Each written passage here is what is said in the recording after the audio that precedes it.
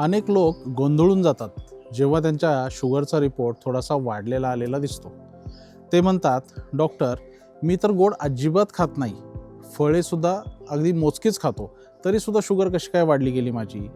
इथे एक साधी सोपी गोष्ट समजून घेणं गरजेचं आहे.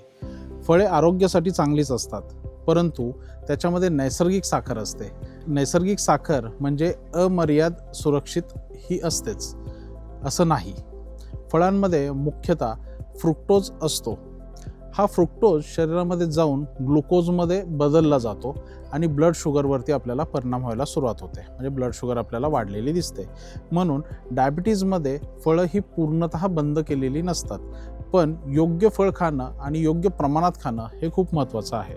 सर्वात आधी आपण योग्य ते प्रमाण समजून घेऊयात. एका वेळी एक मध्यम आकाराचं फळ किंवा एक वाटी चिरलेली फळं ही साधारणतः सुरक्षित प्रमाण मानलं जातं, पण प्रत्येकाच्या शुगर पॅटर्ननुसार हे वेगवेगळं असू शकतं, म्हणजे त्या शुगर पॅटर्नवर ते अवलंबून आहे.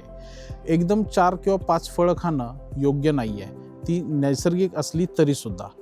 आता कोणती फळं तुलनेने चांगली हे आपण थोडंसं जाणून घेणं गरजेचं आहे.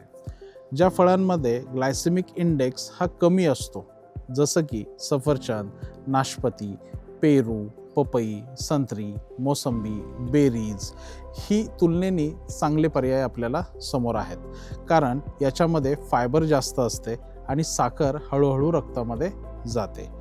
कोणती फळं ही मर्यादित प्रमाणामध्ये घेणं गरजेचं आहे, तर आपल्याला आंबा, चिक्कू, केळी, द्राक्षे, सीताफळ ही जी फळं आहेत याच्यामध्ये साखर ही जास्त प्रमाणात असते.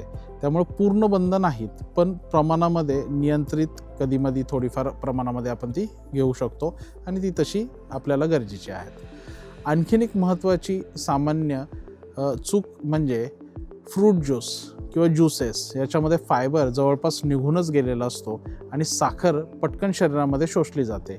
म्हणून शक्यतो आपल्याला हे फ्रूट ज्यूसेस किंवा अदर ज्यूसेस हे टाळणं गरजेचं आहे.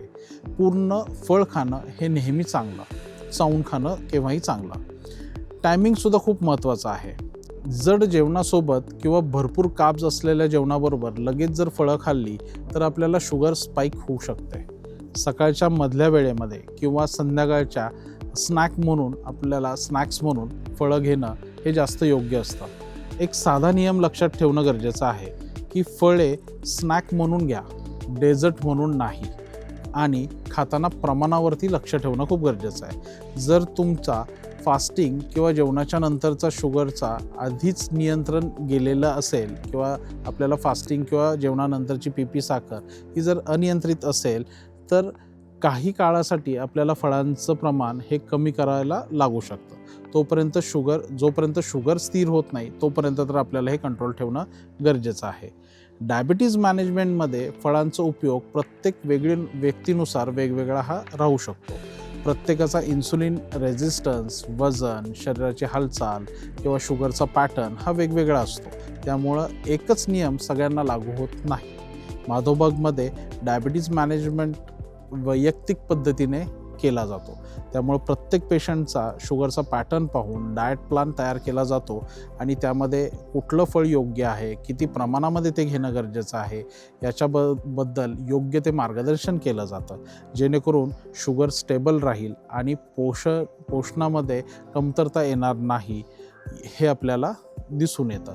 त्याचबरोबर आपल्याला सगळ्यात शेवटची महत्त्वाची गोष्ट म्हणजे फळं आरोग्यदायी आहेत पण अमर्याद नाही. योग्य फळ, योग्य प्रमाण आणि योग्य वेळ हाच शुगर कंट्रोलचा खरा मार्ग आहे.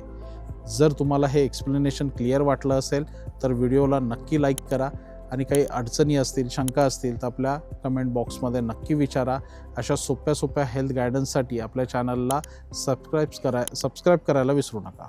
धन्यवाद.